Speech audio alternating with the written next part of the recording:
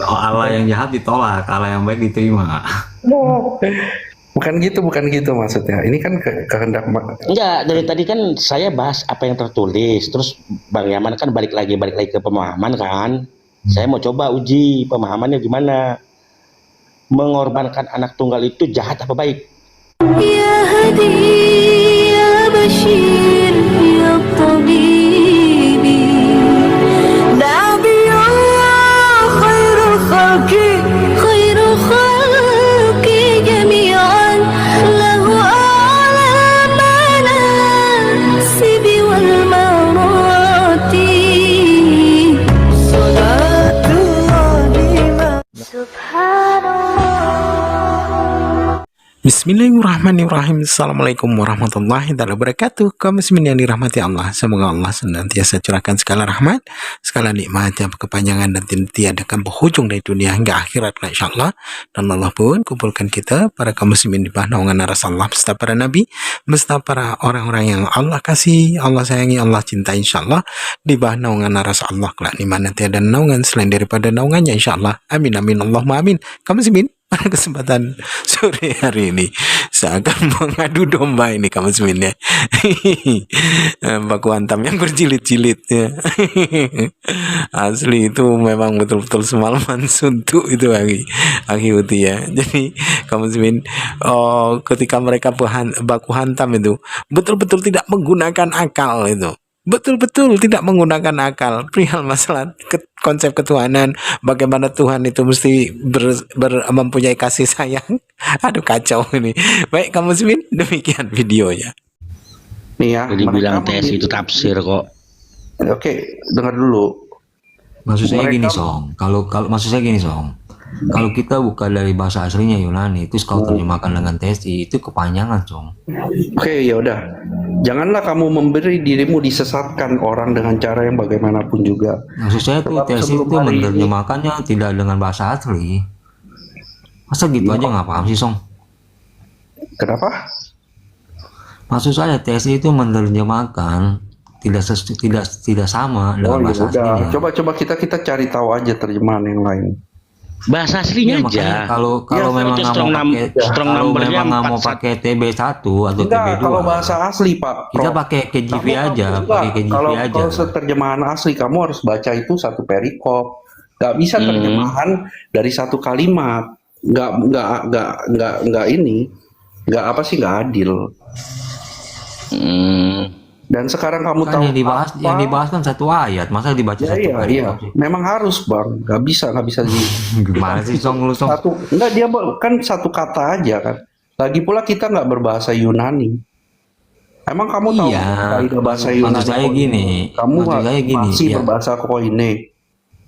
Gitu. Ya, makanya ambil aja dari KJV udah netral bahasa Inggris. Mereka juga ngambil kan dari bahasa Yunani Song. Ya, American Standard aja, kalau nggak NIV aja. Karena secara rahasia kedurhakaan telah mulai bekerja, tetapi sekarang masih ada yang menahannya. Loh, ada bekerja, ada yang menahan. Kalau yang menahan itu telah disingkirkan, pada waktu itu si pendurhaka baru akan menyatakan diri. Nah, kan berarti ada yang menahannya.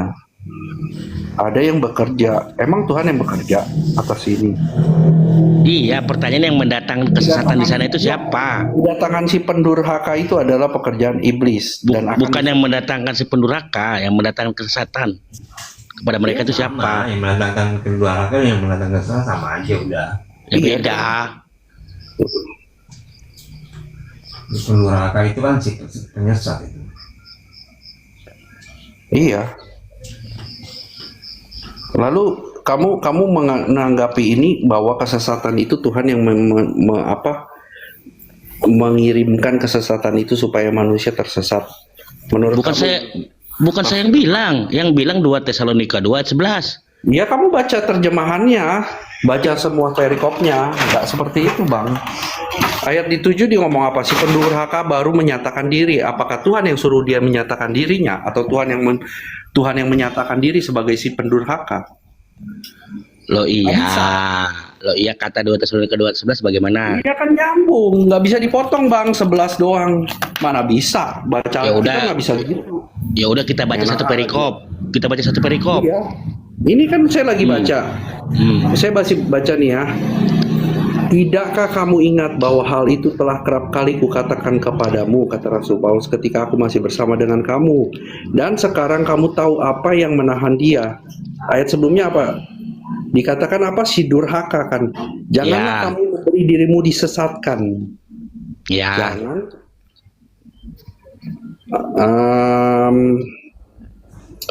Jangan kamu memberi dirimu disesatkan orang dengan cara yang bagaimanapun juga. Berarti disesatkan orang.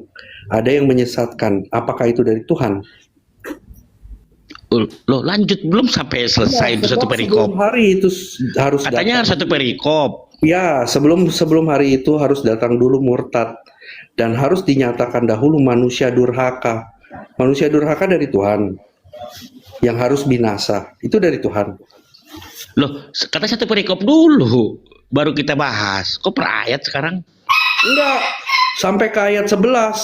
Kita nggak bisa langsung dipotong di 11-nya. Makanya gitu, oke. Kita bahas dari 3. Kita bahas dari 3. Oke.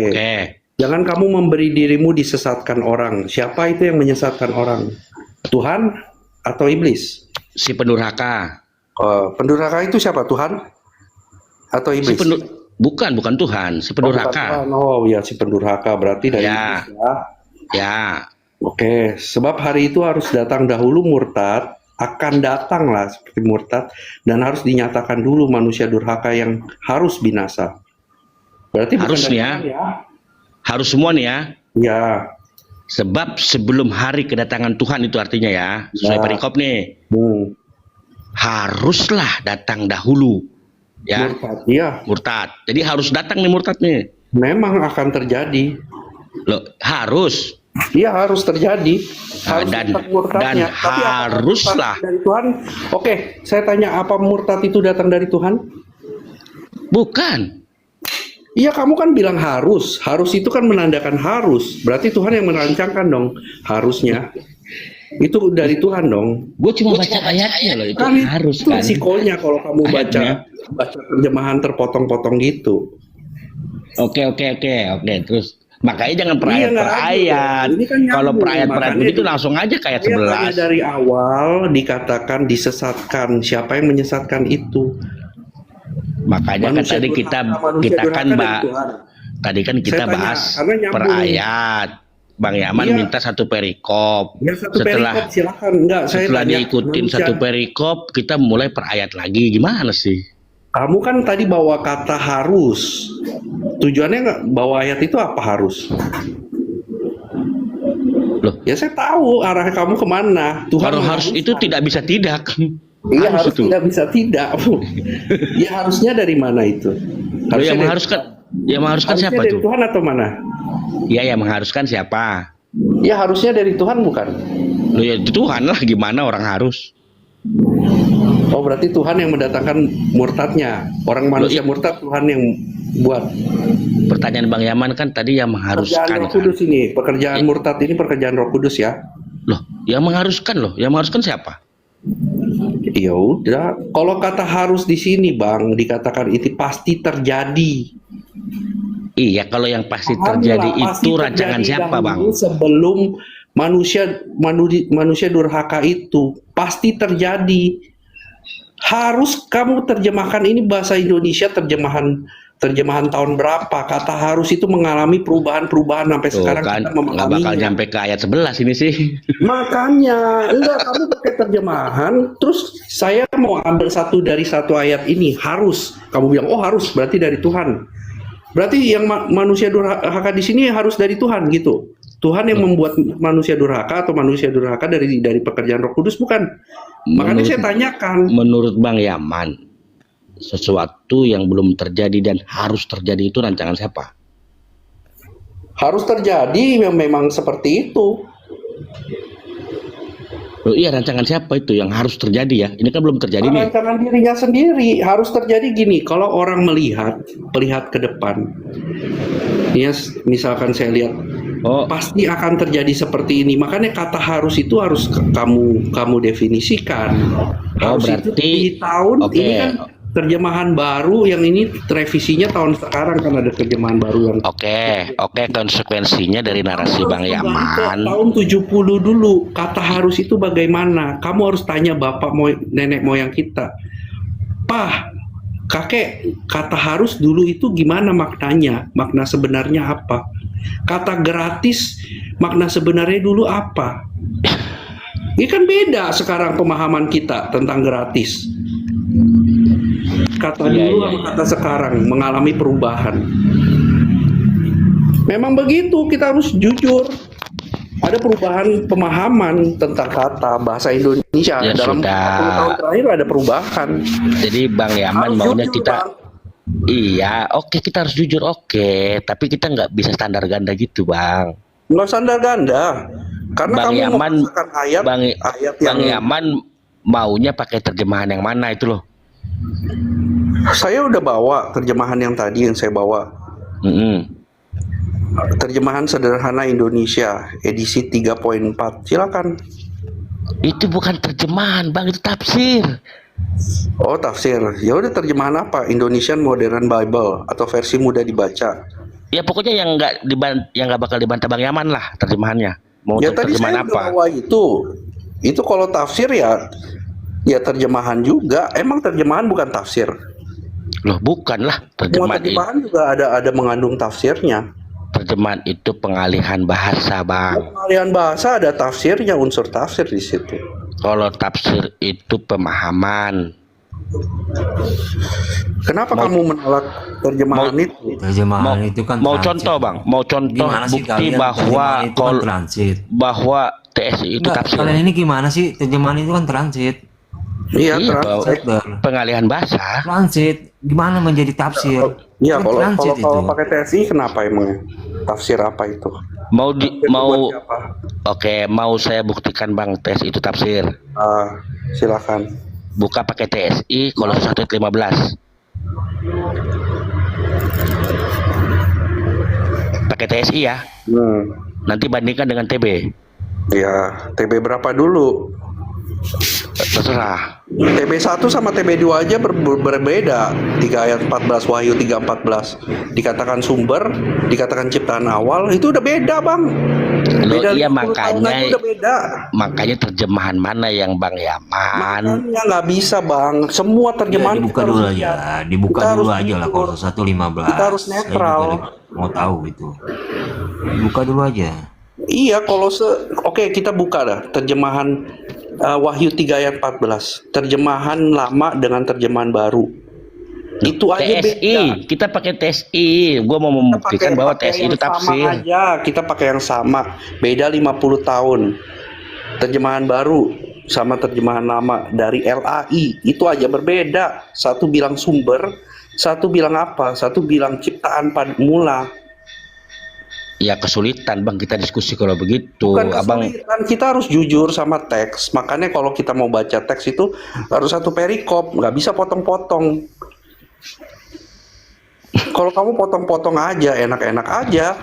Maksud kitab suci ngomong apa, kamu potong. Kamu bilang, oh ini toh, demi membenarkan pandangan kamu.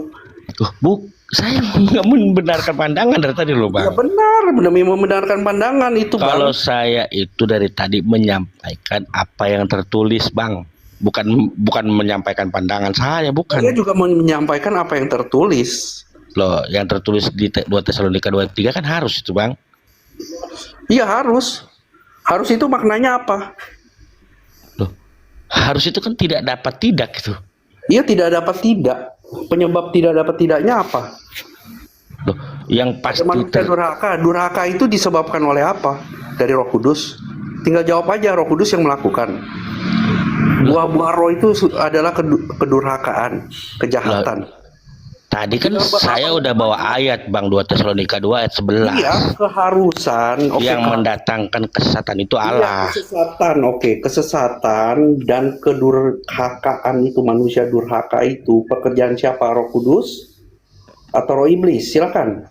Roh jahat atau roh kudus? Kata 2 Tesalonika 2 ayat 11, yang mendatangkan kesesatan itu Allah. Nah, kan Allah yang mana nih? Kan saya tinggal bilang aja Allah mana, Allah bangsa-bangsa lain. Kalau kamu mau main kayak gitu ya saya main-main kata juga. Lo Allah yang di dalam 2 Tesalonika 2 ayat 11 pakai TB itu. Allah yang mana itu? Enggak, Di 2 Tesalonika 2 11. 2 Tesalonika 2 ayat 11 saya kan makanya baca di ayat dari ayat 3. Kita nggak usah jauh-jauh, jangan kamu memberi Coba dirimu buka dulu. disesatkan. Coba Ini kata coba Rasul sebentar. Paulus. Sebentar, Song. Dengar dulu. Coba buka dulu Kolose 1:15 versi TSI coba. Iya, dari versi TSI kan, bacalah. Iya, coba buka. Makanya Saya nggak ada. Ini saya buka Makanya. versi KJV.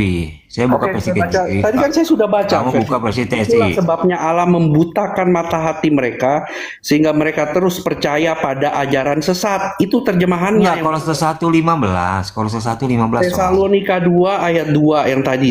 Tesalonika 2. Udah nggak apa-apa Bang Barus. Oke, kita pakai TSI. Coba Oke lah. baca, baru sadar Pak, baru Oke, sadar. kita pakai TSI. Pakai Ya. TSI 2 Saya Tesalonika buka 2 ayat di 11 ya. Kolose 1:15 ini. Kolose 1:15 versi Enggak, Inggris. tadi Tesalonika tadi Bang baru sadar. Kamu buka aja. Terjemahannya Ya, apa di situ? Pakai TSI ya. Ya, Gua adanya TSI versi 3,4 nih. ya, silakan. Itulah sebabnya Allah membutakan mata hati mereka sehingga mereka terus percaya pada ajaran sesat. Ya, yang membuat sehingga mereka terus percaya pada ajaran sesat apa? Enggak, dengan begitu mereka tetap menikmati kejahatan. Kan mereka menikmati. Sehingga adillah Allah saat menghukum mereka. Keadilan Allah. Pertanyaan saya begini Bang, yang membuat sehingga mereka terus percaya pada ajaran sesat. Oh, nggak bisa melihat dari kaus terakhirnya, kaus awalnya. Tetapi ini ya, saya bacakan. Tetapi sebelum Raja Dosa itu dibinasakan ayat 9, dia akan sempat membuat berbagai keajaiban dengan kuasa Satanas supaya manusia mengira bahwa dia Allah. Dia juga akan menggunakan segala macam tipu daya yang jahat untuk menyesatkan orang-orang yang mengikuti jalan kebinasaan. Ada orang-orang yang mengikuti jalan kebinasaan, bukan orang-orang yang dibuat untuk mengikuti jalan kebinasaan. Mereka akan binasa karena menutup hati terhadap ajaran benar. Mereka binasa bukan karena ditetapkan binasa. Iya, mereka binasa karena percaya pada ajaran sesat toh. Iya, Ya kan? iya. Nih pelan-pelan nih. Mereka binasa karena mereka percaya pada ajaran sesat kan? Iya, lalu dikatakan Lalu yang membuat sehingga mereka terus percaya pada ajaran sesat itu apa? Di 2 Tesalonika 2 11. ya dibutakan hati mereka. Siapa yang membutakan hati mereka? Ya Allah di sini disebutnya. Ya itu yang tertulis begitu. Karena apa? Kan nggak disebabkan. Enggak ada tafsir sana, apa yang tertulis saja. Nggak ada Pak, nggak bisa dipotong situ. Kita ambil dari mulanya. Ayat 9 apa? Mereka binasa karena menutup hati terhadap ajaran benar. Bukan dikatakan Tuhan yang membuat mereka menutup hati. Loh, itu ayat 11. Ayat 10-nya nggak bisa terlepas Pak. Semua dibaca, nggak bisa terlepas. Oh gimana toh kamu baca kitab suci karena kamu mempunyai pemahaman predestinasi ganda lalu kamu potong-potong ayat seenak jidat kamu. Oke lah ya. Ya itu jahat, memutarbalikan firman Tuhan. Loh, kok Kamu tahu nggak? memutarbalikan firman Iya, Tuhan? memutarbalikan maksud tujuan Tuhan, penulisan Oke lah. firman Tuhan. Supaya Yang jahat firman kamu Tuhan jadikan tidak baik, diputarbalikan, Allah kamu jadikan jahat. kita nggak usah Allah pakai kamu ayat 11 lah ya jadikan gitu ya. kejahatan. Demi apa? Demi untuk memuaskan ya pandangan kamu dan kelompok kalian. Itu gila namanya. Makanya saya kasih tahu John Calvin itu dia menggunakan cara itu untuk memenangkan melawan orang-orang yang melawan dia. Mengiyakan segala cara, memutar pakai firman Tuhan untuk melakukan kejahatan. Itu gila namanya. Maksud Bang Yaman ini yang ayat 11 Gila yang bikin namanya. John Calvin. Bukan, ada orang-orang di Loh, kita kan kekristenan. bukan bahas John Calvin. Orang-orang di Kita bahas ayat kekristenan. 11, Bang. Dengar dulu, orang-orang di kekristenan ya kan memutarbalikkan firman Tuhan untuk membenarkan apa yang dia lakukan, kejahatan yang mereka lakukan. Coba Itu gini kan Bang. banyak. Coba gini Bang ya. Untuk membenarkan pandangan dia memutarbalikkan firman Tuhan. Iya, Itu jelas. pelan-pelan. Banyak. Pelan-pelan Bang ya. Karena abang bilang saya memutarbalikkan ayat, apakah ada yang saya sampaikan di luar yang tertulis?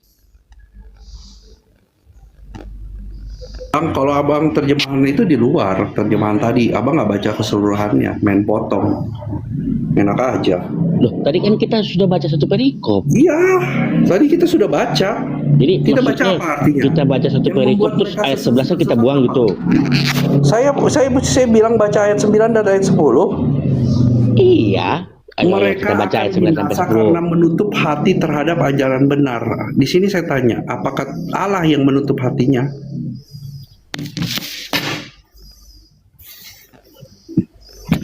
Kita baca ayat 9 Allah sampai yang ayat menutup hati mereka, saya tanya. Itu aja, kamu jawab. Apakah kuasa Roh Kudus yang menutup hati orang untuk tidak menerima ajaran kebenaran? ya kata 2 Tesalonika ayat 11 itu. Oh, ayat 10 itu. Itu kan Saya mau dilanjut dengar. Bang sampai ayat 11 sampai ayat Enggak, 12 saya mau itu Bang. dengar kata-kata kamu. Gini, apakah ya Roh Kudus, pekerjaan Roh Kudus membuat mereka binasa karena menutup hati mereka itu Roh Kudus yang kerjakan? Silakan jawab. Loh, jawaban saya Saya mau garis tegas. Saya mau lihat kamu menghujat Roh Kudus, silakan. jawaban saya nggak berubah Bang. 2 Tesalonika ayat 11 Iya, kamu jawab mengatakan aja. Ini kan ada ayat itulah katakan begini. sebabnya Allah membutakan mata hati Dia mereka juga akan menggunakan segala sehingga macam mereka terus percaya pada ajaran sesat. Saya baca ayat 10, Pak. Dia juga akan menggunakan segala macam tipu daya yang jahat untuk menyesatkan orang-orang yang mengikuti jalan kebinasaan. Dia itu Roh Kudus bukan? Dia itu Allah bukan? Jadi begini loh Bang Yaman Enggak, ya. saya mau dengar aja kamu ngomong aja, jangan abu-abu di sini Pak, tegas. Ya Ya, gimana katakan ya. gimana? Kurang tegas apa saya gimana Ayat 10, gimana? dia juga akan menggunakan segala macam tipu daya. Dia ini Allah yang benar, Roh Kudus, Yesus yang iya atau bukan? Yang menyesatkan orang mengikuti jalan kebinasaan itu Yesus bukan? Roh Kudus bukan? Si pendusta. Kenapa Abang tiba-tiba abu-abu? Loh, Abang nanya ayat 11, ayat 10 kan? Lah. Lalu ayat dikatakan mereka akan binasa karena menutup hati mereka terhadap ajaran benar. Itu pekerjaan Roh Aduh, Kudus. coba gini, coba kita buka Enggak, dulu karena ya. kamu Ini potong supaya ayat. sebentar, Bisa host. potong Ini supaya Jadi ada potong ujungnya nih, ayat. supaya ada ujung. Sebentar, Prof. Sebentar. Enggak, saya Ya, mau gimana, dia. Sebentar, Yaman. Saya mau host. dengar dia. Ini nggak ada dia ujungnya. supaya Ini nggak ada jelas ujungnya gitu. nih, desa ini Kalau nggak ada yang ujungnya. Roh Kudus silakan. Nggak apa-apa. Nggak ada Saya yang mau menghujat Roh tegas. Kudus, Saya host. mau lihat dia menghujat Roh Kudus di sini. Gini, kita nggak ada ujungnya nih host, sampai pagi nih. Gini loh host, nggak ada ujungnya loh host. Ini kan antara binasa, siapa yang menentukan binasa kan? Tadi kan begitu membahasnya kan. Betul gak? Kenapa? Tadi kan yang dibahas kan siapa yang menentukan binasa kan? Enggak, yang membuat orang tersesat. Iya, yang buat orang sesat itu kan. Itu Ini yang dibahas dari tadi kan itu aja sampai nggak ada. Ya ujungnya. kronologis Pusing saya dengar kan itu. Bang Yaman memahami bukan Allah yang menetapkan orang yang binasa itu loh. Ya jelas lah, Roh Kudus itu pekerjaannya apa? Menginsafkan manusia dari kesesatan. Nggak ada Roh Kudus. Tuhan tuh mengerjakan hal-hal yang seperti ini, menyesatkan orang.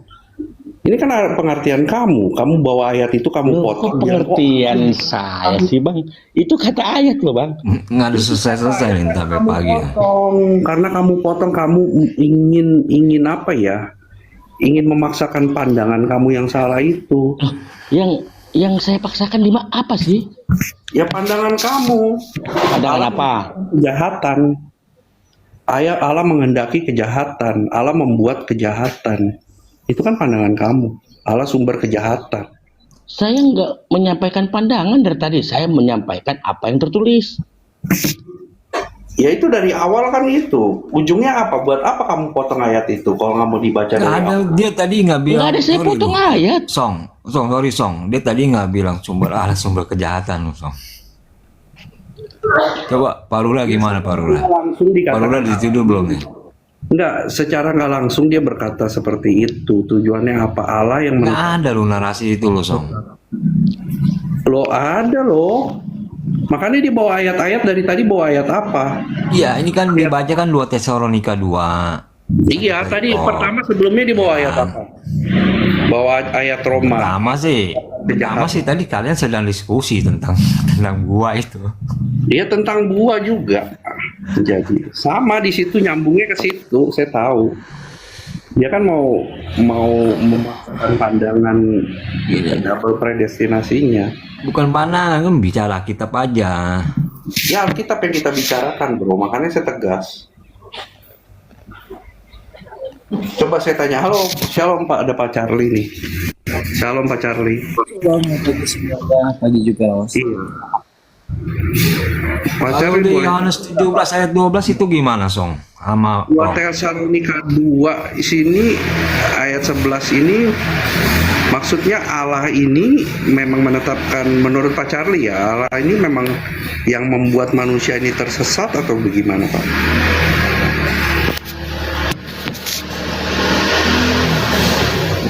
Saya baca dulu ya yang dalam 2 Tesalonika 2 ayat 11. Di situ teman-teman ya, Allah itu bukan pencipta atau bukan penyebab dari kesesatan. Tetapi di situ Allah membiarkan dan menyerahkan orang kepada kesesatan. Kenapa sih? Soalnya mereka itu lebih dulu apa? Menolak kebenaran dan memilih kejahatan. Jadi dua ya. Satu, yang membuat dirinya sesat adalah manusia karena menolak kebenaran. Lalu yang kedua, Allah hanya mengizinkan akibat itu terjadi sebagai bentuk penghakiman atas pilihan orang-orang itu sendiri. Jadi sederhananya, Allah tidak menentukan orang tersesat, teman-teman. Tidak menentukan orang yang sesat. Tetapi manusia yang justru memilih itu. Dan Allah membiarkan konsekuensi itu terjadi. Begitu, Host. Boleh saya tanggapi, Host? Silakan, silakan. Jadi seperti apa adanya yang tertulis, Pak Charlie, Allah itu bukan membiarkan di 2 Tesalonika 2:11. Yang tertulis adalah, dan itulah sebabnya Allah mendatangkan kesesatan atas mereka yang menyebabkan mereka percaya akan dusta. Di sana yang tertulis, saya tidak menambah dan mengurangi, Allah mendatangkan yang menyebabkan mereka percaya akan dusta. Begitu Pak Charlie. Ya, gini loh. Saya tambahin ya. Yang pertama, kesalahannya. Yang pertama lihat kesalahannya dulu ya. Nah, ini bukan karena saya yang bilang, bukan karena saya belajar bahasa Yunani duluan, bukan teman-teman. Tetapi, yang pertama kesalahannya kita lihat ada 3. Allah secara aktif menciptakan kesesatan. Ini yang salah. Kesalahan kedua, Allah yang memaksa mereka menjadi sesat sejak awal. Ini kesalahan yang kedua. Kesalahan yang ketiga, dan akhirnya kita atau manusia nggak punya tanggung jawab atas pilihannya. Nah, padahal secara konteks Alkitab, ayat sebelumnya ayat 10-12 itu menegaskan kalau mereka lebih dulu kan menolak kebenaran, kan ada sebabnya. Artinya, kesesatan itu konsekuensi atas pilihan manusia, bukan keputusan sepihak Allah. Satu. Yang kedua, di kalimat Allah mendatangkan kesesatan, kalimat itu ya, kalimat Allah mendatangkan kesesatan berarti Allah menyerahkan mereka kepada jalan yang sudah mereka pilih. Bahasa Yunaninya menunjukkan tindakan membiarkan hukuman berjalan, bukan Allah menciptakan dosa. Kedua, yang ketiga, ini sama seperti pola Alkitab lainnya kan. Ketika Tuhan mengeraskan hati Fir'aun setelah Fir'aun yang lebih dulu mengeraskan hatinya. Satu. Makanya Allah menyerahkan mereka di Roma 1 itu sesudah manusia memilih menolak kebenaran. Yang keempat, kita ambil logikanya. kalau Allah benar-benar menentukan kesesatan sejak awal tanpa keterlibatan pilihan manusia, maka ada 3 akibatnya. Keadilan Allah tidak konsisten. Benar nggak? Masa Allah tidak konsisten? Satu. Yang kedua, manusia bisa nggak bertanggung jawab. Yang ketiga, maka seluruh ajaran Alkitab tentang pertobatan nggak jadi relevan. Artinya gini, buat apa saya bertobat kalau saya udah ditetapkan nggak akan masuk surga? Buat apa saya bertobat kalau saya ditetapkan untuk masuk surga? Berarti baik dan buruknya tindakan kita tidak mengubah apapun, dan ini salah. Ya, nah berarti kesalahannya adalah memahami teks secara terbalik, teman-teman. Bukan Allah yang membuat manusia sesat. Satu. Yang kedua, manusia yang memilih sesat dari pertama. Yang ketiga, Allah hanya bertindak menghakimi dengan membiarkan akibat pilihan mereka terjadi. Ringkasnya gini, 2 Tesalonika 2:11 itu bukan Allah menciptakan kesesatan, tetapi Allah menghukum dengan menyerahkan mereka kepada jalan yang memang sudah mereka pilih sendiri. Sederhananya gitu. Ya itu tadi kan tafsir tuh ya, Pak Ria. Kita bahas ayat nih Pak Ria. 2 Tesalonika 11. Dari frasa kalimat di situ jelas. Maknanya adalah dalam pertanyaan apa yang menyebabkan mereka percayakan dusta? Allah mendatangkan kesesatan atas mereka. Itu loh. Itu sesuai dengan apa yang tertulis. Tidak ditambah, tidak dikurangi. Kita setuju dulu premis di situ. Kita tidak boleh mengurangi atau menambah ayat. Ayat di sana itu mengatakan, dan itulah sebabnya, bukan membiarkan ini atau menyerahkan, tetapi Allah mendatangkan kesesatan atas mereka yang menyebabkan mereka percaya akan dusta. Itu loh. Jadi dari tadi itu narasinya Allah menyerahkan, Allah membiarkan. Sedangkan yang tertulis itu Allah mendatangkan kesesatan atas mereka yang menyebabkan mereka percaya akan dusta. Jadi makna dari frasa itu adalah apa yang menyebabkan mereka percaya akan dusta. Kan membuat soal pertanyaan kan seperti itu tuh. Oh, jawabannya Allah mendatangkan kesesatan atas mereka. Itu loh, dalam makna dari sesuai yang tertulis, tidak ditambah dan tidak dikurang dari ayat itu. Enggak, itu juga udah menarik makna kan. Saya bacain Yunaninya ya kalau nggak percaya ya, gini. Boleh. 2 Tesalonika 2 ayat 11. 2 Tesalonika 2 ayat 11. Kai dia touto pempei autois hoteos energian planes. Ya, terjemahan literalnya gini. Dan karena itu Allah mengirimkan kepada mereka operasi atau kerja dari kesesatan. Jadi gini, kata pempei itu mengirimkan, to deliver kan, send gitu. Itu kan bentuk gramatikanya gini. Pempo itu adalah present aktif indikatif, berarti orang ketiga tunggal tuh. Arti gramatika dari kata pempei berarti present aktif indikatif itu bukan menunjukkan Allah menciptakan sesuatu, tetapi Allah membiarkan tindakan itu berlangsung secara terus-menerus sebagai konsekuensi. Nggak ada membiarkan situ, Bro. Nah, Sorry, Pak Ngopi nggak ada membiarkan situ. Dalam bahasa Yunaninya nggak ada membiarkan. Mengirim. Ya, dalam bahasa Yunani Biblika, bentuk ini sering berarti gini. Allah tidak memproduksi kejahatan, tetapi membiarkan konsekuensinya berjalan sebagai tindakan penghakiman. Jadi bukan Allah yang membuat mereka jahat, tetapi Allah tidak lagi menahan akibat dari pilihan mereka sendiri. Pompei itu begitu. Makanya gini Pak Ngopi, kita fokus ke 2 Tesalonika 2 ayat 11. Energian planes, kita lihat analisa katanya ya. Energian itu berarti akar dari kata dasar energia, artinya operasi, efek, hasil kerja kan gitu. Jadi ini bentuknya akusatif tunggal teman-teman. Dan ini ya itu nunjukin akibat yang lagi berjalan, bukan sesuatu yang Allah ciptakan dari nol, bukan. Makanya planes, kalimat terakhirnya, kata terakhirnya itu dari plane. Nah, artinya kan kesesatan, penyesatan, penyimpangan. Nah, dalam konstruksi genitif ini berarti sebuah operasi atau tindakan yang berasal dari kesesatan. Bukan Allah menciptakan kesesatan atau mendatangkan kesesatan. Loh, Ya. Nah, dengan konstruksi Yunani ini, kalimat itu secara tepat berarti apa? Allah membiarkan cara kerja kesesatan bekerja atas mereka. nggak ada Nah, membiarkan di sana, Pak Ngopi. Di sana mengirimkan bahasa aslinya. ya. Makanya kesesatan itu sudah ada dalam diri mereka. Kenapa sih? Karena mereka menolak kebenaran di ayat 10. Itu lihat dulu ayat 10-nya.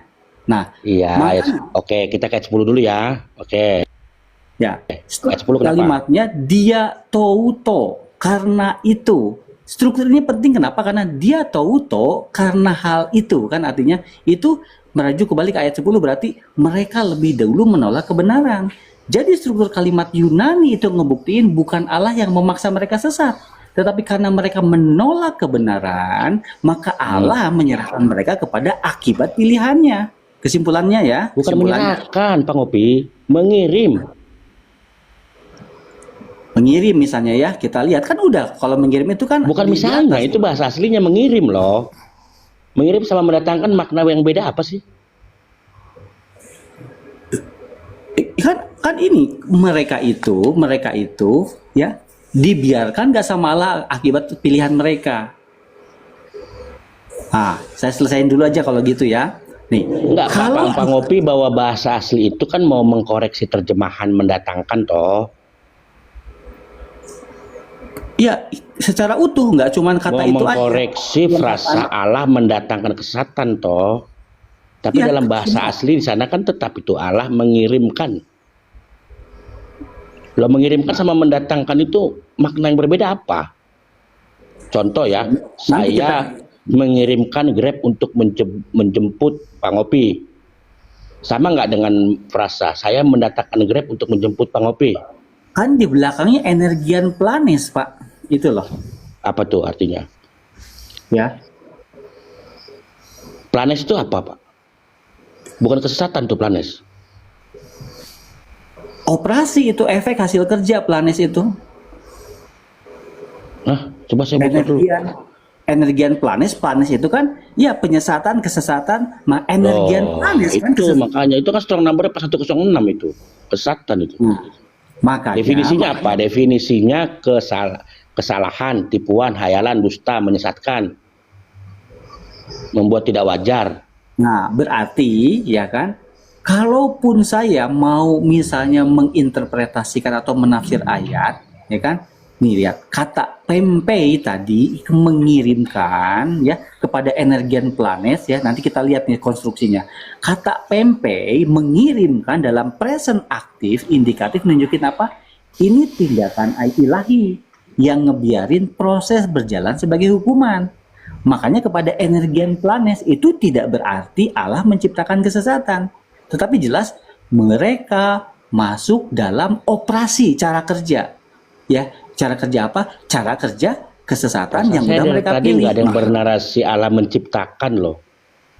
Ayat ini terjemahan dari TB itu Allah mendatangkan kesesatan. Nggak ada yang bernarasi Allah menciptakan kesesatan dari tadi.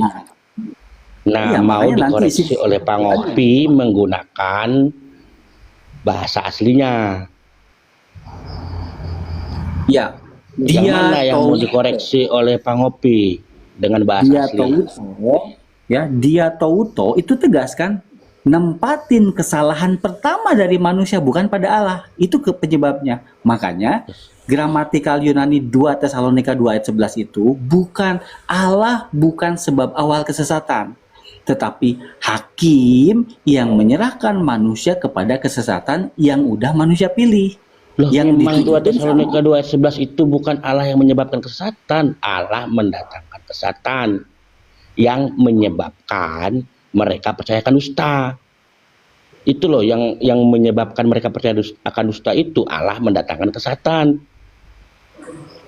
Sekarang gini, ada orang diem aja lalu ada orang diem aja nih ya misalnya lalu Tuhan mendatangkan kesesatan atas orang-orang yang diem aja. Mungkin nggak tanpa orang-orang yang diem aja memilih kesalahan atau kesesatan sebelumnya? Mungkin nggak? Kalau kira-kira. pertanyaannya mungkin kedaulatan Allah, Roma 9 ayat 20. Nah, Siapa yang berarti membantah Allah? ya, berarti di dalam diri Allah ada kejahatan. Apakah mungkin Allah jahat? Siapa yang mau membantah, mengatur, dan menghakimi Allah? Nah, itu bukan berarti Allah melakukannya. Bukan Loh. berarti Allah melakukannya. Di 2 Tesalonika 2:11 Allah melakukan, itu mendatangkan kok. Nah, saya tanya lagi, ada orang duduk di jalan, ada orang duduk-duduk pinggir jalan nggak ngapa-ngapain lalu didatangkan kesesatan itu. Kira-kira kalau itu datang dari Allah, bukankah Allah lebih jahat dari iblis kalau gitu? Iblis aja nggak tahu kok dan nggak pernah berdosa. Jawaban saya Kalau mengatasnamakan kedaulatan Allah, saya nggak pengen punya Allah seperti itu kalau saya. Itu, jadi di ayat 12 itu gimana itu Pak Ngopi? Supaya dihukum semua orang yang tidak percaya akan kebenaran. Itu kan jawaban untuk ayat 11 itu. Coba ya 12. Supaya dihukum semua orang yang tidak percaya akan kebenaran dan yang suka kejahatan. Hina kritosin pantes hoi me pisteusantes te aletheia ala eudokesantes ente adikia, supaya diadili semua orang yang tidak percaya kepada kebenaran tetapi berkenan dalam kejahatan. Nah, Ini mau sama aja, jawaban kan? singkat, mau jawaban lengkap? Silakan Mau Pak. jawaban singkat apa lengkap? Singkat lah ya. Singkat tadi silakan kalau ada Silakan Pak Ngopi. ya. Nih, kalau Allah adalah penyebab utama kesesatan, maka subjek yang bersalah seharusnya Allah, bukan manusia, benar nggak? Satu. Allah bukan penyebab kesesatan, Pak Ngopi. Di ayat 11 ini Allah mendatangkan kesesatan atas mereka Saya tanya yang lagi. menyebabkan mereka percaya akan dusta. Ngapain lalu Allah datangkan kesesatan? Jangan atas nama kedaulatan Allah lalu Kan kita bagi orang yang tidak percaya loh Pak Ngopi. Di situ kan bagi orang yang tidak percaya. Nah, Bukan bagi orang yang tidak percaya. ada penyebabnya enggak? Orang tidak percaya ada penyebab penolakannya enggak? Itu yang kita masalahkan sekarang loh. Itu yang kita permasalahkan sekarang. Oke.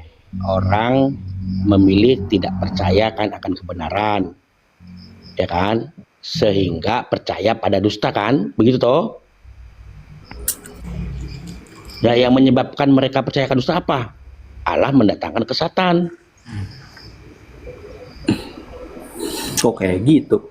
Kalau maaf ya, kalau Lo di ayat 11 itu gimana itu Pak perasaannya Pak? saya selesaiin dulu kalau gitu yang singkatnya tadi.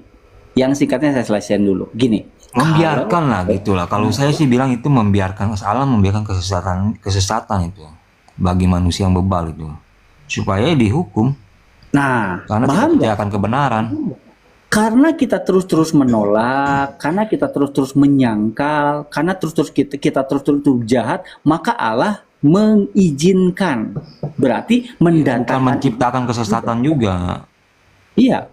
Makanya ya kata mendatangkan berarti kan mengizinkan itu datang, bener nggak? Apapun Ya, itu benar. mendatangkan, Beda itu. mendatangkan, Beda. mengirim kesesatan. Kalau mengizinkan kesesatan datang berarti ada yang mendatangkan yang bukan mengizinkan itu loh. Makanya saya tanya, lah yang mengizinkan itu Kalau datang. ayat ini kan tegas Itu siapa? mengatakan Allah mendatangkan, bukan mengizinkan. Allah mendatangkan dalam bahasa Tadi aslinya. premisnya udah jelas loh dari premis Dalam itu. bahasa aslinya Allah Ya, segala sesuatu Allah diizinkan. mengirimkan. Nah, dalam konsep predes kan segala sesuatu diizinkan terjadi oleh Allah. Makanya Allah mengizinkan, dalam bahasa kitanya mendatangkan, berarti kita akan didatangi oleh, atau situasi kondisi akan mendatangi kita. Bukan oleh bahasa karena apa? kita itu Pak, bahasa Karena- ayat.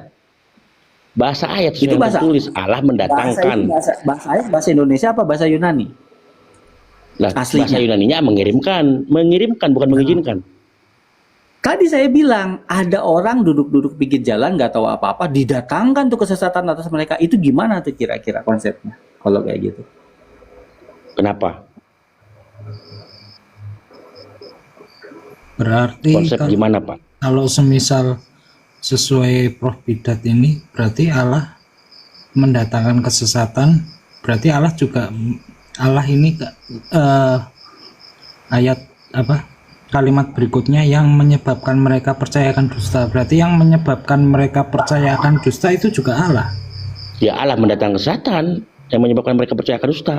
Nah, itu Iya, aktif berarti apa kan pasif dalam sederhananya? Itu aktif yang apa pasif? percaya akan dusta itu kan berasal dari Allah. Loh, itu kan kata ayat, Iya, konsekuensinya kan berarti kan bukan Allah. kata saya toh. Iya, Allah Ayat juga menyebabkan punya makna, Pak. Ayat juga nggak bisa dibaca sekering itu loh. Loh iya, tapi kan maknanya itu tidak menambah atau mengurangi ayat loh. Nah, artinya bukan menambah Di mengurangi. situ bukan Allah mengizinkan, tetapi Allah mendatangkan. Jangan menggunakan menambah dan mengurang ayat untuk membenarkan pola pikir kita. Bukan kayak gitu cara mainnya, Pak. Bukan Saya kayak nggak membenarkan pola pikir saya, Pak Ngopi. Saya hanya mempertahankan supaya ayat itu tidak ditambah atau tidak dikurangi. Gitu Nah, loh. sekarang saya tanya, cungkilah matamu kalau matamu menyesatkan engkau. Berarti itu harus literal. Misalnya, siapa yang berani di sini? Yang nyungkil matanya duluan atas ayat itu. Paham nggak? Bukan masalah berani atau tidak berani, memang seperti Ada makna itulah ayat tertulis, yang Pak. harus kita dalami, Pak. Ada makna ayat, ada makna kata dan kalimat yang harus kita dalami. Itu bukan mentah-mentah begitu aja kita makan, Pak, gitu loh. Cungkil matamu, ya. Apalagi lah, potong tanganmu, kakimu, kalau itu nah, siapa berarti orang Kristen? Berarti hampir semua orang Kristen nggak punya mata, nggak punya, dan tudung kaki dan tudung tangan tuh. Masa jadi kayak gitu kan? Saya nggak yakin kalau itu adalah makna yang benar. Membaca ayat ada hermeneutikanya, Pak. Eksegesisnya keluar gitu loh. gimana? Ya sumbernya pasti pertama jahat kan, tetapi mau nggak mau lah. Emasion dong bro itu. Double standar jadinya nih. Sih bro. Kan mau nggak mau. Emasion dong. Allah yang jahat ditolak, Allah yang baik diterima. Bukan gitu maksudnya. Ini kan kehendak. Enggak, dari tadi kan saya bahas apa yang tertulis. Terus Bang Yaman kan balik lagi ke pemahaman kan. Saya mau coba uji pemahamannya gimana. Mengorbankan anak tunggal itu jahat apa baik? Kalau mengorbankan dibilang jahat atau baik?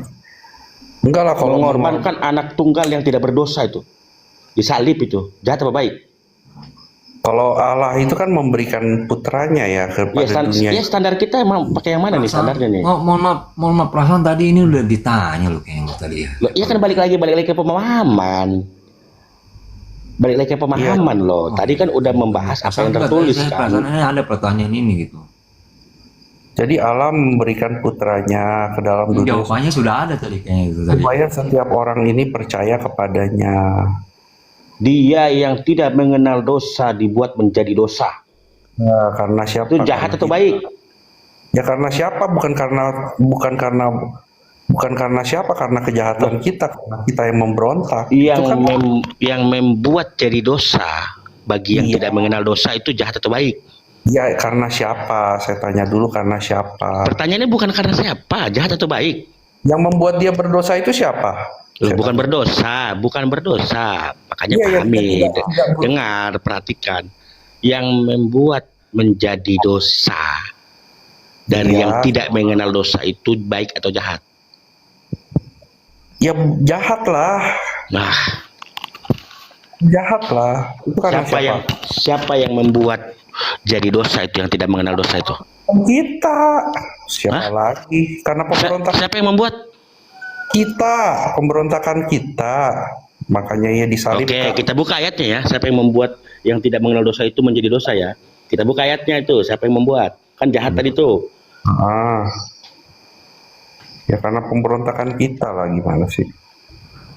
Yang membuat menjadi dosa itu siapa? Iya, silakan baca. Gimana ayatnya? Aku juga ikutan lah. Oke. Sabar ya. Nih, dengar gak nih song? Dengar. Ya ini kaum apa itu? Ini kaum pagan takdir nih susah, keras kepala. 2 Korintus 5 ayat 21. Ya, silakan buka apa tuh. Baunya sampai situ. Dia yang tidak mengenal dosa telah dibuatnya menjadi dosa. Iya. Siapa yang membuat menjadi dosa? Ya kita lah. Nya itu siapa itu? Merujuk pada siapa Kesalahan itu? kita. Nya itu merujuk pada siapa? Ayat Ya berapa? kita lah. Hah? Aku juga Siapa mau lagi baca. kalau bukan 2 Korintus 5 ayat 20, 21. Ya siapa lagi kalau bukan kita? Loh, Siapa pertanyaannya ya man, dia yang tidak mengenal dosa telah dibuatnya. Nyanya ini N huruf besar nih, menjadi dosa. Coba kita tanya dulu, kita lihat dulu nanti nyanya itu kepada siapa gitu. Tadi katanya jahat yang membuat menjadi dosa. Dia tidak mengenal dosa. Dianya siapa? Siapa yang tidak mengenal dosa? Yesus. Ya. Ya, Telah dibuatnya. N-nya huruf besar. Siapa itunya itu? Yang membuat itu? nggak tahu. Yang pasti sih kita yang membuatnya. Iya, tadi kan yang pasti jawaban Bang Yaman tadi kan yang membuatnya itu jahat kan? Iya. Ya, siapanya itu yang membuat menjadi dosa itu siapa itu? Nyanya. Karena perbuatan kita, kalau aku pemahamannya Iya, gitu. karenanya iya, nggak saya bantah. Yang membuat menjadi dosa itu siapa? Nya itu siapa itu? Nggak tahu bang, menurut abang siapa? Kalau saya bilang kita, abang bilang bukan, gimana? Saya mau jawab apa? Nya itu merujuk pada kita. Iya, karena kita. Karena pemberontakan kita kan dikatakan. Kenapa ya? Kok ayat kok dibantah ya? Atau harus dirubah gitu loh? Kenapa? Ya udah. Jadi memaksakan ayat ini siapa Sesuaikan sih? kamu dulu baru diuji coba. Ya coba, kalau kamu gimana? Nya ini siapa? Lo Allah itu di ayat atas kan sudah jelas itu. Dia itu Yesusnya itu. Jadi kami ini adalah utusan-utusan Kristus, seakan-akan Allah menasihati kamu dengan perantaraan kami. Dalam nama Kristus kami meminta kepada kamu, berilah dirimu didamaikan dengan Allah. Ya, Dia yang tidak mengenal dosa telah dibuatnya menjadi dosa karena kita, supaya dalam Dia kita dibenarkan oleh Allah. karena kita kan. Ya, nyanya itu siapa itu? Merujuk pada siapa? Karena kita kan, yang penting karena siapa? Karena kita. Iya, karena kita. Yang membuat menjadi dosa itu siapa? Nah, pokoknya ada karena kitanya. Ya pemahamanmu dulu lah. Toh, Itu kan udah saya jawab. Nyanya itu huruf N-nya huruf besar, itu Allah. oh, Yesus yang tidak mengenal dosa Dibuat menjadi berbuat mengenal dosa. Tuh. dibuat Allah menjadi dosa. Gitu. Loh, emang gitu toh? Jawabnya susah amat sih, itu jawab aja Allah. Nyanya itu Allah. Kenapa Allah itu kenapa Yesus dibuat begitu sebagai korban ini, korban penebusan. Itu Karena kenapa? hanya dengan manusia yang kudus dosa itu bisa ditebus. Iya paham, tapi nggak terlepas dari. Nyanya itu ya Allah. Aduh, saling muter-muter aja gitu. Ya pasti, Iya. cuma nggak terlepas dari. Aku Ya kan tadi tuh karena tadi kan sudah terikat sama narasi bahwa yang membuat dari yang tidak mengenal dosa menjadi dosa itu jahat itu loh. Jadi jawabnya itu Allah itu jadi harus dipaksakan itu nyanyi itu bukan Allah. Bukan nyanya itu kan karena kita. Kalau nggak ada kita yang memberontak ya nggak bakal terjadi. Jadi kayak Rosemary lagi. Nyanya kok kayak jadi karena kita nyanya gimana sih? Ya harus karena ada kitanya loh. Kalau Jadi menurut lu Rahyaman nya yang N-nya huruf besar itu merujuk kepada siapa itu? nyakitanya karena siapa? Saya tanya. Nyakitanya karena siapa? Nya Kita kita. bisa memberontak. Gimana sih nya kita? Kan adanya. Ya, Karena kita kan dia dibuat seperti itu. yang membuat siapa? Yang membuat siapa? Ya pasti iblis ujung-ujungnya. Iblis. Iblis kan memberontak, dia membawa orang-orang ini untuk memberontak juga bersama-sama dengan dia. Hawa Hawa mau mulai pemberontakan karena siapa? Kok ke hawa-hawa sih? Nyanya itu Allah atau Bapa lah udahlah. Iya, kan ada ayatnya dikatakan Allah menyerahkannya kalau dia Kalau dia menyerahkan nyawanya ya. Allah menghukum atau Allah akan melakukan itu kalau dia menyerahkan nyawanya atau dia memberikan dirinya. Gimana ya sebutannya? Gimana ya? Terus Ya pokoknya intinya karena pelanggaran kita itu gak bisa iya lepas. paham itu. Kalau ini aja ke Prof Bidat aja. Iya, Robi Ya gimana? Kok ditanya lagi ke saya gimana? Udah saya jawab dari tadi, itu nyanya itu Allah. Ya, Terus jadi Allah semerta-merta gitu melakukan itu karena iseng gitu ya. Loh, melakukan itu karena kita. Karena kita kenapa? Allah itu membuat dia yang tidak mengenal dosa menjadi dosa.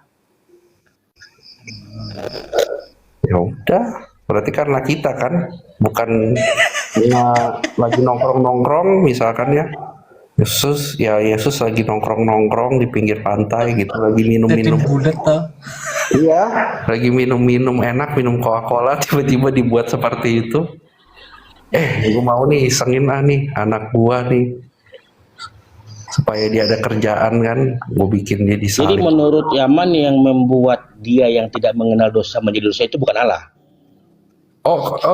Yang membuat dia tidak mengenal dosa menjadi mengenal dosa itu karena dia kan harus datang ke dalam dunia. Oh, bukan Allah ya. Ya, bukan salibnya ya. Kalau aku lihatnya bukan salibnya sih. Berarti di 2 Korintus 5:21-nya di sana itu bukan Allah. Allah. Karena dikatakan kan mau nggak mau dia harus menjadi Loh, berarti yang membuat dia yang tidak mengenal dosa telah menjadi dosa itu Allah kan? Ya iya. Oh, tadi narasinya jahat itu. Ya iya, jahat karena perbuatan iblis. Oh, berarti Allah itu jahat itu. Bukan mau nggak mau, nggak ada jalan lain. Kalau nggak manusia ini nggak bisa Loh, diselamatkan. tadi katanya Allah nggak bisa jahat. Gimana sih? Lo memang Kok nggak nggak bisa konsisten? jahat karena kitanya kan ada karena kita. Karena kita apa? Karena kita memberontak. Kita mengikuti kata ular.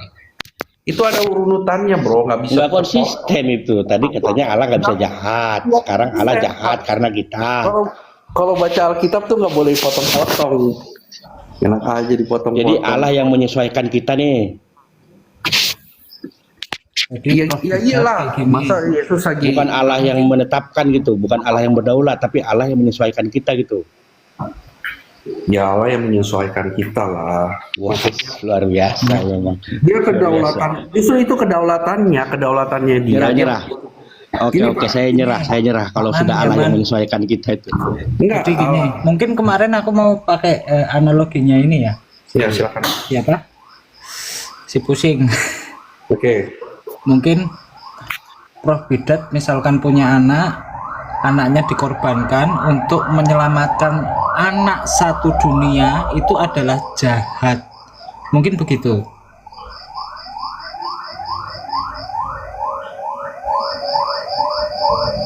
Ini juga saya tahu.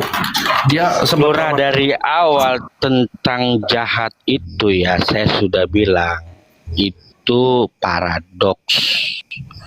Jahat menurut pandangan manusia bukan berarti jahat menurut pandangan Allah. Karena rancangan Allah bukan berhenti pada titik mengorbankan anaknya, tetapi rancangan Allah itu menyelamatkan manusia. Iya. Rancangan besar kan begitu. Kenapa dibikin rumit gitu loh? Loh, yang nggak konsisten dari tadi siapa sih yang nggak konsisten?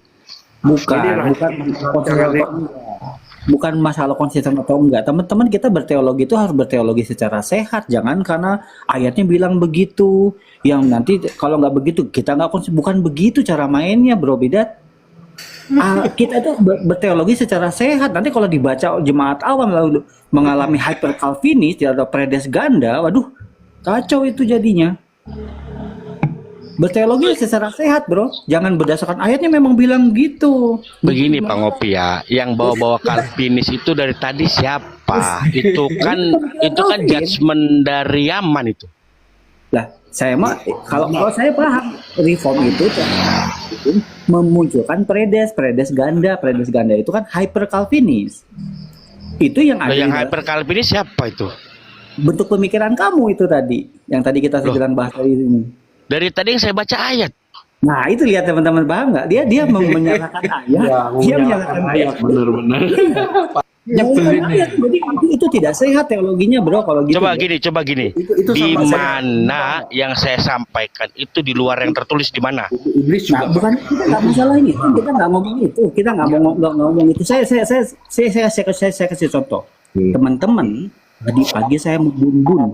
Ayo, itu kepotong tuh. Berarti teman-teman udah mikir saya jahat kan, saya karena pembun-bun tadi pagi. Kalau dipotong tadi pagi itu saya membun-bun nyamuk. Nah, gimana tuh? Paham nggak tuh? Lengkap dulu pahamannya. Yang saya potong di mana? Yang saya potong di mana Pak Ngopi? Yang saya Ayat potong. 10 tadi 2 Tesalonika 2 ayat 11 ke 10 terhadap ke 12 gimana? 10-nya Loh, gimana? 10 nggak saya bantah. 10 nggak saya bantah. Nah, Tapi ayat 11 kenapa dirubah itu loh? keutuhan satu pasal yang ada ayat dari ayat mana menjelaskan apa dibaca semua dipahami secara utuh dan sehat, nggak boleh Loh, predes ganda. Oke, kita pahami keseluruhan ya. Berarti ayat 11 itu harus dibuang atau gimana? Nggak usah, ngapain dibuang? Ya udah, baca keseluruhan. Apakah membaca keseluruhan itu menjadi mematahkan atau mengkontradik di ayat 11? Nggak juga, kita harus memahaminya secara lengkap, bro. Lihat ya. Loh iya, Iya. versi Pak Ngopi tadi ya. Pak Ngopi begini loh, kita fair loh. Pak Ngopi tadi mengkoreksi ayat 11 di situ bukan mendatangkan tapi menyerahkan, membiarkan itu toh. Yang berubah ayat siapa? Itu mah kan bahasa Yunaninya, arti asalnya. Bahasa Yunaninya mengirimkan. Nah, saya tadi udah bilang kalau Kenapa saya diganti menyerahkan? Kenapa diganti membiarkan? Ini mau balik lagi ke sana. Lo enggak lo narasi Pak Ngopi tadi loh. Seolah-olah saya menambah-nambah atau mengurangi ayat itu loh. Enggak bantah lagi loh. Lo enggak yang menambah atau mengurangi ayat siapa? Pempe dari Pempo. Pempo present active. Nah, akibat ini Pempe mengirimkan ya, berarti kan ada pengirim, ada penerima. Yang jadi kita permasalahkan dari mana bahan baku yang dikirimkan ini kan gitu. Jadi saya tadi bilang Allah tidak memproduksi kejahatan, tetapi membiarkan. Yang bernarasi Allah memproduksi siapa Pak Ngopi? Saya membaca ayat Allah mendatangkan kesesatan. Pak Ngopi bawa bahasa aslinya. Ternyata di bahasa asli pun Allah mengirimkan kesesatan. Nah, jadi bukan Allah yang membuat mereka jahat, tapi Allah tidak lagi menahan. Akibatnya Yang bernarasi Allah membuat mereka jahat siapa Pak Ngopi? Siapa? kan tadi penekanannya pada kalimat mendatangkan. Ayo, kan itu tadi. Loh, ya memang mendatangkan itu ayat tertulis kok. Gimana sih? Makanya mendatangkan itu artinya seperti apa dalam bahasa aslinya, bukan bahasa Indonesianya. Loh, bahasa aslinya mengirimkan. Iya, mendatangkan. Tempo. Ya, kenapa diganti menyerahkan dan diganti membiarkan? Nah, sekarang kan tadi loh, aduh, kok masa balik lagi? Kan tadi. Nih, Tempe mengirimkan, send. Tempo itu tuh. Nah, berarti kan tadi saya bilang ada yang dikirim, ada yang mengirim. Iya, mengirimkan kan? Di sana mengirimkan kan? Nah, mengirimkan apa? Kenapa Pak Ngopi ganti jadi menyerahkan atau membiarkan?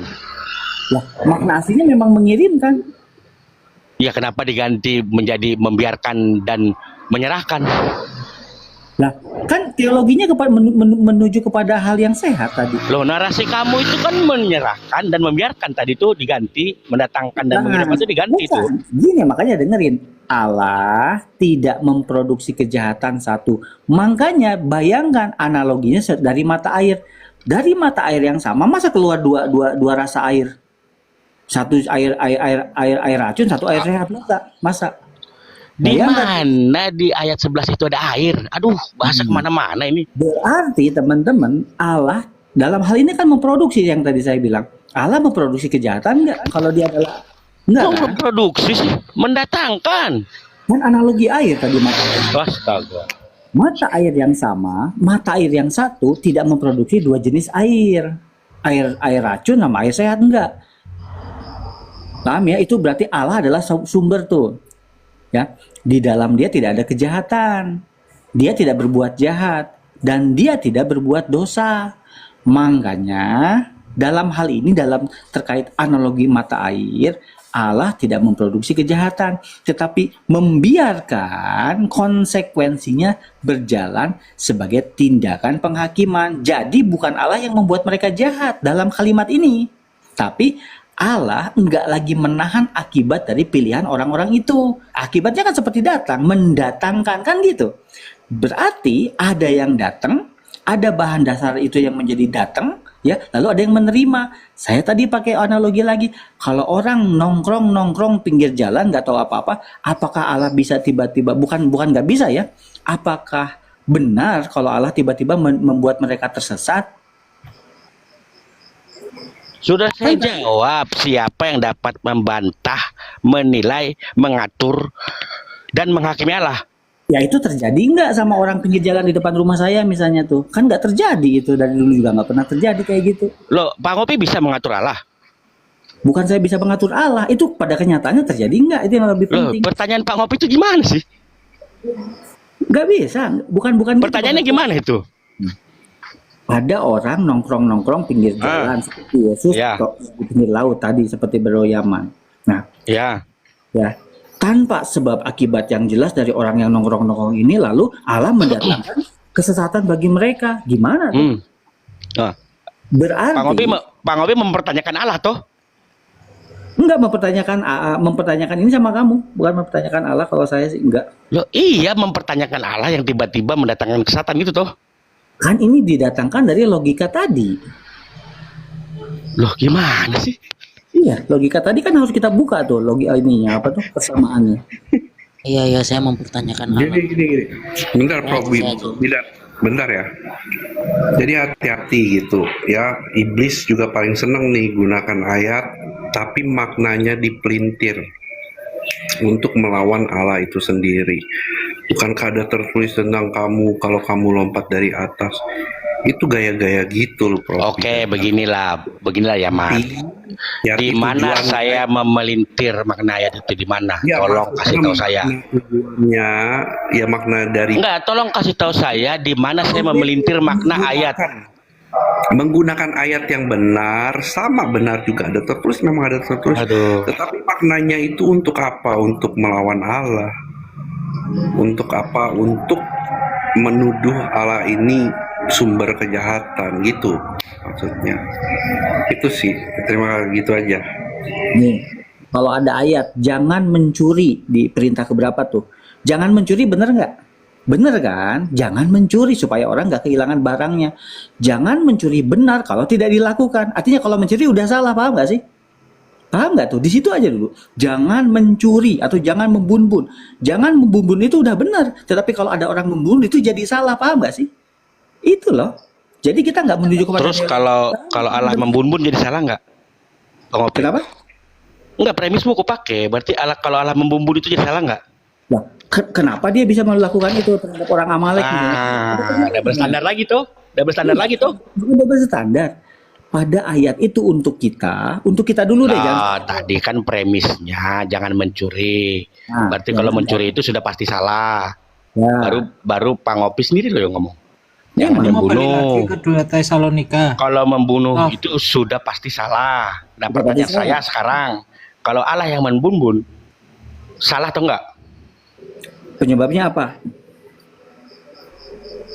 Loh, Ya sama, ini kayak di ayat 11 itu kenapa Allah mendatangkan Kalau orang Amalek contoh ya, penyebabnya apa? kenapa saat mencuri tidak ditanya penyebabnya apa?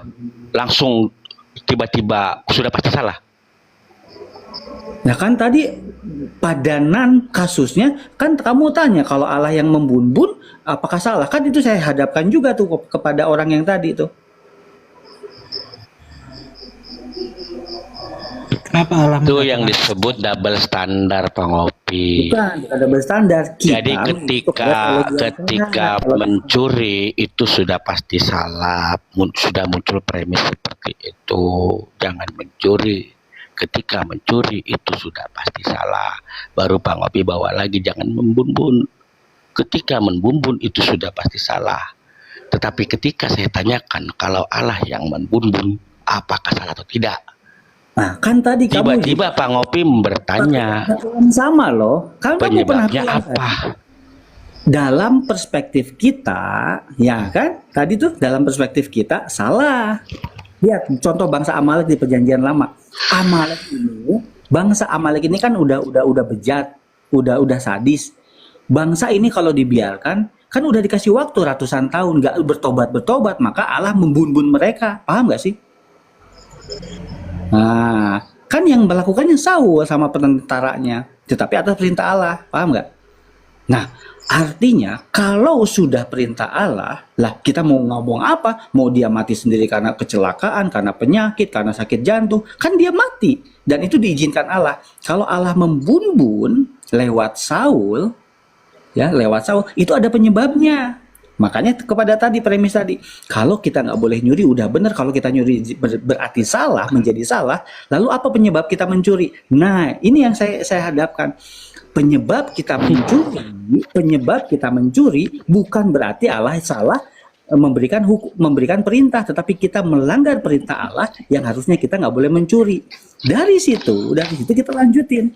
Berarti dulu Allah memerintahkan Amalek dibunuh, apa akibatnya? Itu dulu. Oke, kalau alasan Amalek, jadi alasannya apa itu Allah berikhtiar untuk membunuh Musa? Karena kan Apa itu? dia Apa nggak alasannya mau itu? nyunat anaknya kan dia ini kan. Salah nggak itu Allah berikhtiar untuk membunuh Musa? Nah, nanti kita tanya Allah aja bareng-bareng. Berarti premis pertama tadi Pak Ngopi Rohan itu sudah dikontradiksikan dengan jawaban Pak Ngopi sendiri. Sekarang kalau saya bilang salah, Karena premis awal tadi Pak Ngopi, ketika Kalau ada saya bilang hukum salah. jangan mencuri. Ketika Iya. kita mencuri itu sudah pasti salah. tuh. Jangan Kayaknya nggak membunuh. apple to apple deh. Ketika kita gimana sih nggak apple to apple? Allah membunuh itu sebabnya apa? Ya kan, itu kan. Iya, Amalek kan udah jahat luar biasa loh. Mereka tuh Allah Lu- mendatangkan Lura- kerusakan. Lura paham nggak? Apa? Lura paham nggak premis tadi yang Kalau disampaikan? mencuri, Lura, sebentar Lura. doang. Sebentar Kalau Lura. mencuri- Lura tadi paham nggak premis yang Enggak, disampaikan bisa Pak Ngopi? Iya, Enggak, Lura paham. paham nggak tadi premis yang disampaikan Pak Ngopi adalah ketika ada hukum jangan mencuri. Ketika kita mencuri sudah pasti salah. Hukum itu buat kita apa buat Allah, saya tanya. Terakhir deh, itu hukum buat kita apa buat Allah? Buat kita. Buat kita, oke, Nah. oke buat kita. Nah, ketika Allah membunuh itu salah atau enggak? Buat kita salah apa enggak? Saya tanya balik. Kalau itu, ayo. Oke, Bang, sebentar, saya potong dulu. Jadi kan ketika orang itu mencuri, lalu dia di penjara, setelah keluar penjara dia bertobat, itu gimana itu? Berhenti kan hukumannya, berarti kan pemulihan harus terjadi. Enggak, apakah dia bersalah perbuatan dia itu? Tetap Di mata bersalah. Tuhan, maksudnya gini, di mata manusia dia mencuri itu salah. Tapi Tuhan punya, maksud saya gini Bang Opi, tapi Tuhan punya rencana buat dia. Di dalam penjara dia mungkin membaca Alkitab, firman Tuhan, akhirnya membuat dia bertobat dari perbuatan jahatnya. Ya, berarti Dan Allah dapat bisa donasi menggunakan juga. yang buruk untuk mendatangkan kebaikan, benar nggak? Roma 8:28 itu loh. Bisa berarti Allah mendatangkan kebaikan dari peristiwa buruk. Ya Bisa. itu kan setelah kita mengetahuinya dia bertobat, terjadi loh. Sebelum terjadi pertobatan itu kan kita nggak tahu, kita cuma bisa ngecapnya dia itu jahat. Iya, Dia itu jahat. betul. Iya. Tapi bisa aja kan Tuhan itu memang Tuhan tahu dia membiarkan dia itu, maksud saya gini, Tuhan membiarkan dia untuk mencuri. Mencuri itu perbuatan jahat, tapi Tuhan biarkan. Dan Bedakan kita akan bilang itu ada perbuatan iblis jahat. Kita nggak tahu itu, ternyata itu di situ Tuhan punya rencana buat dia. Nah, Dan benar. ketangkaplah dia nih setelah dia mencuri berkali-kali, akhirnya tertangkaplah dia ini. Dan di dalam penjara dia mungkin membaca firman Tuhan, dia baca Alkitab, bertemu dengan pendeta. Ternyata itu yang membuat dia bertobat.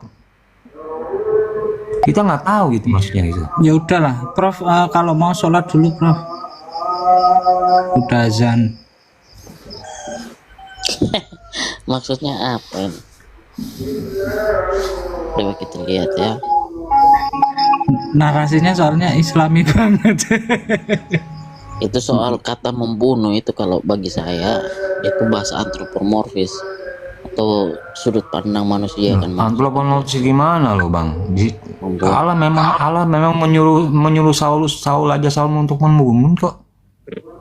Iya, artinya gini loh, ibarat kata matahari tidak pernah memancarkan kegelapan, Allah itu memancarkan kehidupan. Nah, ketika Allah memerintahkan Saul, Gini loh bang, makanya tadi saya bilang maksud Allah itu kita tidak tahu. ini Kita tidak tahu. saya selesaiin narasi saya dulu, baru Bapak pahami. Kalau bisa itu sangat sesuai to the point gitu, maksudnya on point gitu.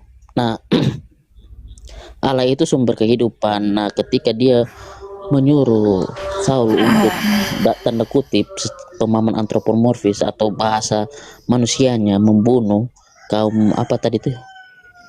Nah, itu Allah apa ya, menyuruh Saul untuk menghentikan partisipasi kaum Amalek itu terhadap kehidupan. Gitu loh. Karena Allah itu sumber kehidupan, bukan sumber kematian. Kematian itu sifatnya bukan ada secara substansi ya. Kematian itu bukan ada secara substansi. Jadi ya Allah menghentikan mereka berpartisipasi dalam kehidupan Allah karena mereka penolakan yang membandel terhadap kebaikan toh.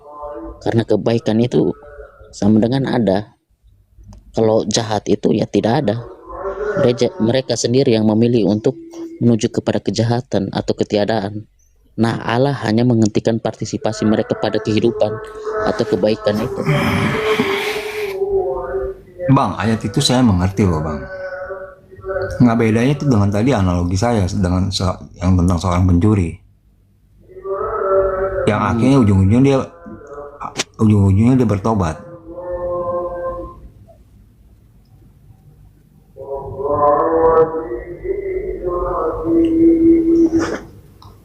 Apakah Allah memang membiarkan pencurian? Kan tidak. Membiarkan kok, buktinya ada itu pencurian di mana-mana. Ya artinya kalau saya tadi di abang yang tadi Allah menyuruh Raja Saul itu kan ada maksudnya bang. Maksudnya apa tuh? Maksud Allah di situ apa? Nah, takutnya gini loh. Takutnya teman-teman beranggapan kematian kejahatan itu ada secara substansif atau semacam keadaan sesuatu yang ada secara substansi gitu loh. Nanti masalahnya nanti ada sumber kejahatan, sumber kebaikan. Nah, kalau teman-teman berpandangan seperti itu nanti jatuhnya kayak itu, kejahatan itu sesuatu yang ada, kejahatan itu ada secara substansi, artinya ada sumbernya kejahatan itu.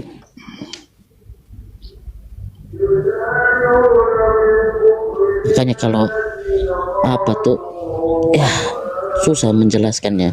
Pak Lurah, silakan Pak Lurah. Makanya bapak-bapak gereja Nggak pakai terlalu denger aku soalnya di sini 50 desibel. hei.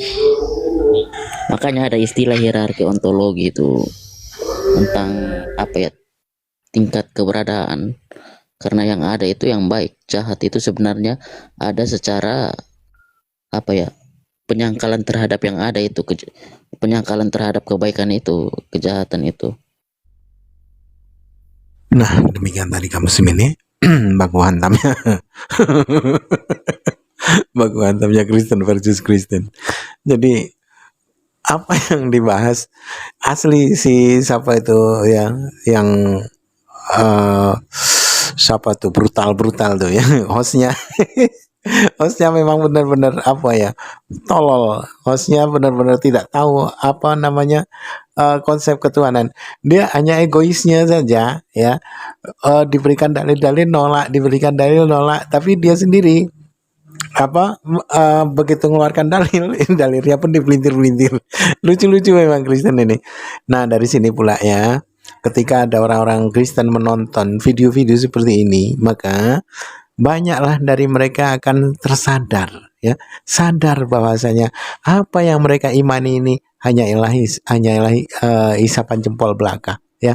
Perihal masalah keselamatan, tentang bagaimana keagamaan di dalam kekristenan itu ya hanyalah isapan jempol belaka, hanya kedustaan demi kedustaan yang terlontar dari lisan-lisan orang yang mengaku diri mereka ini adalah seorang pemuka agama ataupun gembala-gembala mereka ataupun pendeta-pendeta mereka.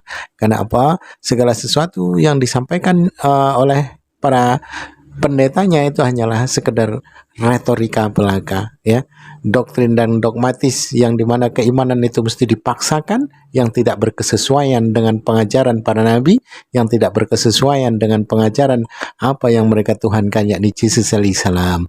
Baik kaum muslimin, mungkin hanya itu saja yang dapat saya sampaikan, dan saya Iri Udusani. Wassalamualaikum warahmatullahi wabarakatuh. يا هدي